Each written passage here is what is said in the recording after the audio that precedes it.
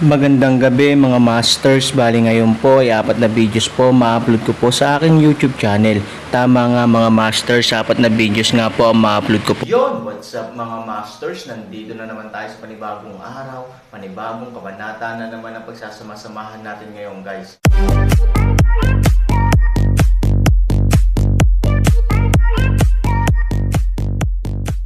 Bali mga masters, kung bago ka pa lang po sa aking YouTube channel, please click the subscribe button, lalong-lalo na po yung notification bell guys, para maging connected pa rin tayo sa isa't isa at maging updated kayo sa mga susunod ko pang video. Bali mga masters, bago natin umpisahan ng kwento ay mag-shoutout po muna tayo para sa mga solid nating tagapakinig. Shoutout kay Raymond Canonoy at shoutout kay Raimundo Dayundon. Yun na nga mga masters, no? Bali hindi na ito patagalin. In 3, 2, 1, let's go! Mga master, magbabalik tayo sa pag-upload ng 4 na videos everyday simula ngayon araw. Salamat sa solid na pagsuporta mga master. Hindi ka ba natatakot? Tinanong ni Linlong si Aaron. Hindi ba kalokohan ang sinasabi mo? Pwede ba akong matakot? Sinabi ni Aaron ang totoo at hindi nagpanggap na kalmado.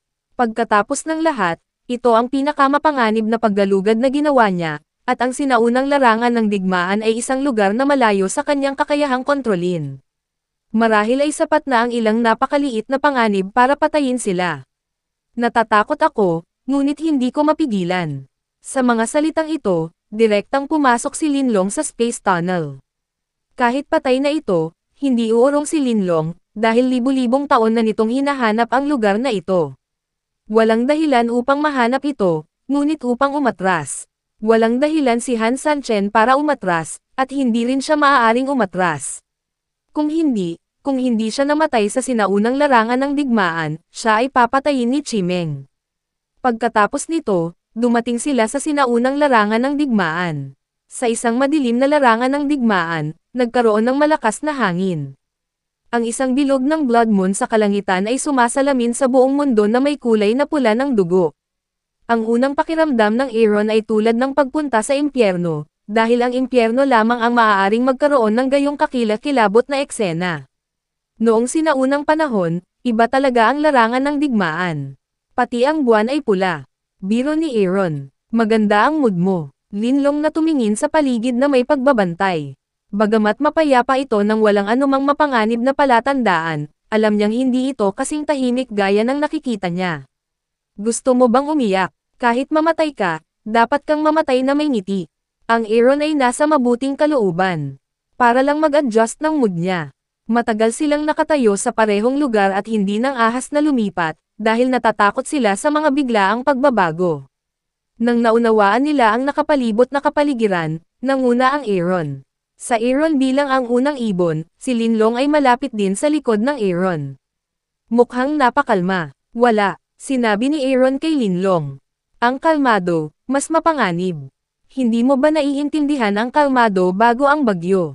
Sabi ni Linlong. Si Han Sanchen ay wala sa mood para sa mga hindi mahalagang bagay tulad ng teorya ni Linlong, ngunit sa kanyang opinyon, ito ay talagang mapayapa dito.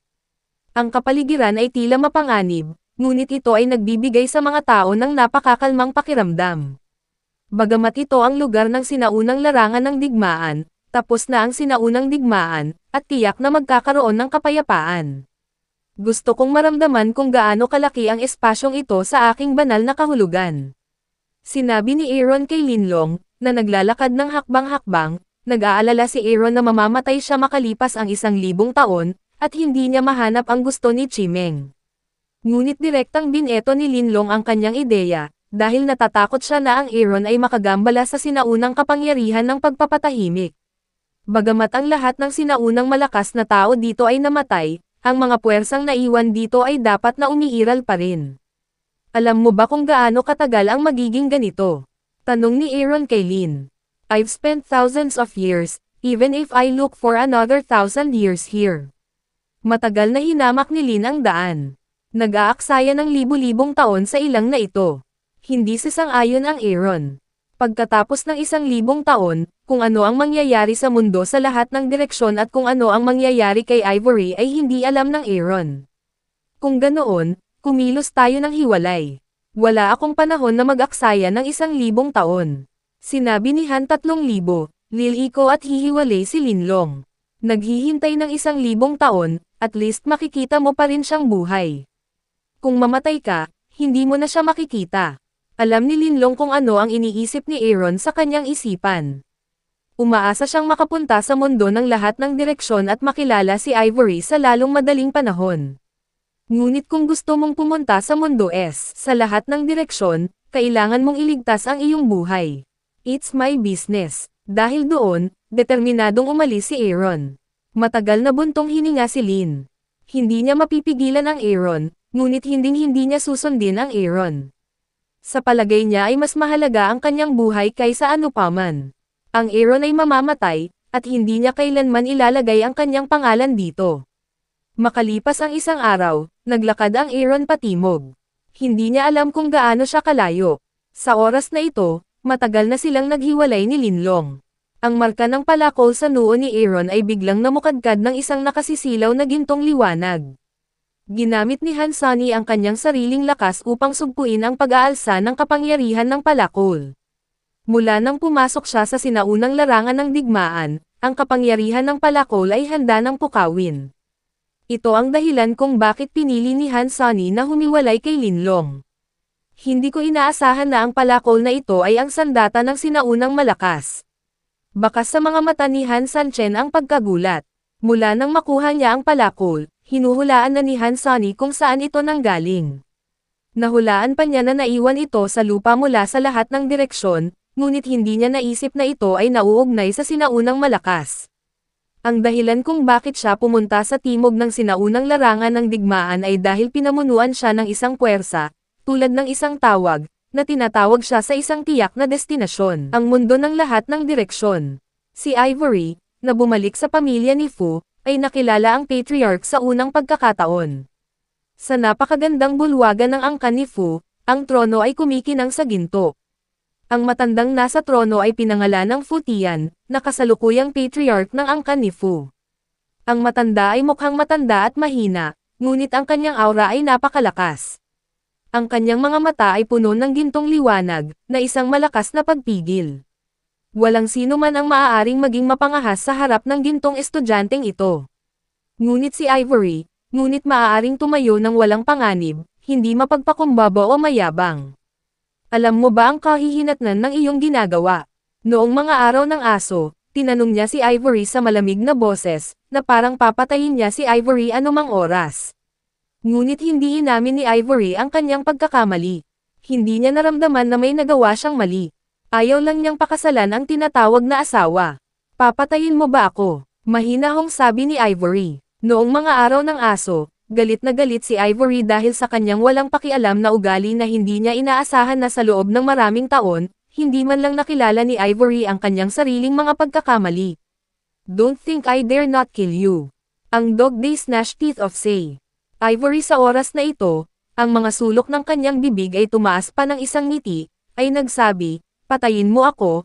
Ang pulso ni Fu ay ganap na humihina, maglakas loob ka ba? Sa pangunahing bulwagan, bilang karagdagan sa mga araw ng aso, mayroong maraming iba pang matataas na gusali ng pamilyang Fu. Matapos marinig ang mga salita ni Ivory, lahat ng matataas na gusali ay galit na galit. Fu Yao, huwag kang maging mapangahas. Lumuhad ka at aminin mo ang iyong pagkakamali. Maaaring palayain ka ng pamilya. Kung hindi, mabubugbog ka sa kulungan ni Fu at hinding-hindi na makikita ang liwanag. You damn girl, lumuhad ka. Sa harap ng pambabatikos ng publiko, si Ivory ay malinaw na nasa tuktok ng bagyo. Pero para umamin siya, ito ay ganap na imposible. Sa harap ng Aaron, si Ivory ay isang ordinaryong babae, isang maliit na ibon na nakasalalay sa mga tao. Ngunit sa harap ng mga taong ito, si Ivory ay matigas ang ulo at hindi natatakot sa lahat. Ang pangalan ko ay Ivory, mahinang sabi ni Ivory. Ang mga araw ng aso sa itaas ng trono ay galit na halos lumuwa sila ng isang subo ng lumang dugo. Bilang miyembro ng pamilyang Fu, nakalimutan pa niya ang kanyang pangalan ngayon. Fu Yao, alam mo ba kung ano ang sinasabi mo? Alam mo ba kung ano ang ibig sabihin ng iyong mga salita? The dog days hate the gnash teeth of say. Of course, I'm Ivory. Is there anything wrong? As early as the moment I left the world, I was not anymore a supporter. Sinabi ni Ivory na hindi niya kinikilala ang kanyang identity, ngunit iyon kapag handa na ang palso ni Fu na gamitin siya bilang kasangkapan, ayaw ni Ivory na maging taga-suporta. Noong mga araw ng aso, ang Gintong On ay namumulaklak sa kanyang mga mata, at halata na siya ay labis na galit. Maniwala ka man o hindi, mamamatay siya sa mundo ng Xuanyuan, at mamamatay siyang malungkot. Sinabi ni Fu Tian na hindi niya maaaring patayin si Ivory, dahil kailangan ng susunod na tunay na Diyos ng pamilya ni Fu na mabuntis si Ivory. Kaya ang magagawa niya ay gamitin ang Aaron bilang banta para makompromiso ang Ivory. Ngunit hindi nagbago ang ekspresyon ni Ivory. Halatang hindi gaanong mahalaga sa kanya ang gayong pagbabanta. Ang mundo ng Xuanyuan ay nilikha ng tunay na Diyos sa tuktok ng asol na bundok. Kwalipikado ka bang pumatay ng mga inosenteng tao sa mundo ng Xuanyuan? Kung alam ito ng mga tao sa tuktok ng asol na bundok, at hihilingin nila ito, kaya mo bang tiisin ang kahihinatnan? Mahinang sabi ni Ivory, may 3 tunay na Diyos sa 8 direksyon ng mundo. Bilang karagdagan sa pamilyang Fu, mayroon ding tuktok ng asol na bundok at ang walang kamatayang lugar ng dagat. Ang 3 puwersang ito ay kumakatawan sa pinakamataas na katayuan ng 8 direksyon sa mundo. Gayunpaman, mayroong isang walang hanggang batas para sa pagkakaroon ng tunay na Diyos sa may 8 sulok na daigdig, na palaging itatakda sa 3 tao. Ang paglitaw ng isang bagong tunay na Diyos ay tiyak na mangangahulugan ng kamatayan ng isang luma. Ngayon, patay na ang tunay na Diyos ng angkan ni Fu. Malinaw, ang kanyang katayuan ay hindi maikukumpara sa tuktok ng asol na bundok at walang kamatayang lugar ng dagat, dahil walang makakatiyak na ang susunod na tunay na Diyos ay lilito sa angkan ni Fu. Ito rin ang dahilan kung bakit ang mga araw ng aso ay sabik na hayaang magpakasal si Ivory. Ang palso ni Fu ay lubhang nangangailangan ng pagsilang ni Ivory. Ang dahilan kung bakit ganoon ang iniisip ni Fu Yimei ay pagkatapos ng 100 taon ng pagbabawas at ang impormasyong iniwan ng huling tunay na Diyos, halos lahat ng miyembro ng pamilyang Fu ay naniniwala dito. Alam ni Fu Tian na maaari niyang ipadala ang mga tao sa mundo ng Xuanyuan upang patayin ang Aaron, ngunit tulad ng sinabi ni Ivory, ang mundo ng Xuanyuan ay nilikha ng tunay na Diyos sa tuktok ng asol na bundok. Kung ang bagay na ito ay malalaman ng mga tao sa tuktok ng asol na bundok, ito ay magiging isang bangungot para kay Fu Tian. Noong nakaraan, sinubukan ng 3 partido ang kanilang makakaya upang mabuhay ang isa't isa, ngunit ngayon ay walang tunay na Diyos sa pamilya ni Fu. Sa isang kahulugan, ang kanyang katayuan ay hindi kasing ganda ng tuktok ng asol na bundok. Malinaw na hindi magandang desisyon na pukawin siya sa tuktok ng asol na bundok sa oras na ito. Ngunit darating siya sa mundo balang araw, kung saan maaari ko siyang pahirapan at patayin sa anumang paraan. Sabi niya, kinakagat ang kanyang mga ngipin sa likod noong mga araw ng aso. Si Ivory ay hindi nagpakita ng takot, dahil hindi siya maaaring magkompromiso sa ganitong uri ng bagay. Kapag nakompromiso siya, hindi siya magiging tapat sa Aaron, na talagang hindi pinapayagan ni Ivory. Bukod dito, naniniwala siya na ang Aaron ay tiyak na maaaring maging isang taong kayang baguhin ang pattern ng mundo sa lahat ng direksyon. Siya ay may potensyal na maging isang tunay na Diyos, marahil, nang siya ay dumating sa mundo, ang palso ni Fu ay hindi na niya kalaban. Sabi ni Su Yingxia na may pag-asa sa kanyang mga mata, paano siya magiging kalaban ng pamilya ni Fu? Paano natin may lalagay ang mga basura sa ating mga mata? Fu Yao, masyado mo siyang tinitingala. Isa lang siyang basura sa asol na mundo. Paano siya may kukumpara kay Fu Shi? Matapos makinig sa mga salita ni Ivory, sunod-sunod na ipinahayag ng matataas na opisyal ng Fu ang kanilang sinseridad. Hinamak nila ang Aaron bilang isang kalaban, dahil naisip nila na ang mga basura ng asol na mundo ay hindi karapat-dapat.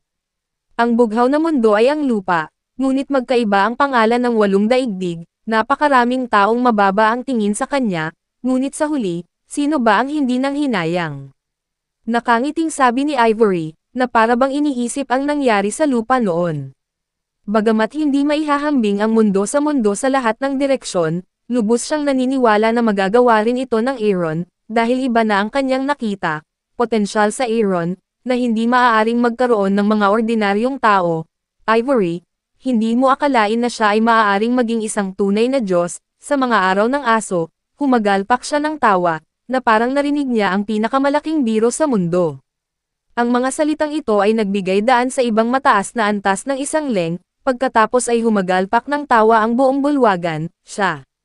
Sayang ang aswal na mundo, kahit na gustong maging isang tunay na Diyos. Ivory, katawa-tawa ang ideya mo. Yun na nga mga masters, no? Bali panibagong kabanata na naman yung natapos natin ngayong gabi. Muli, maraming salamat po.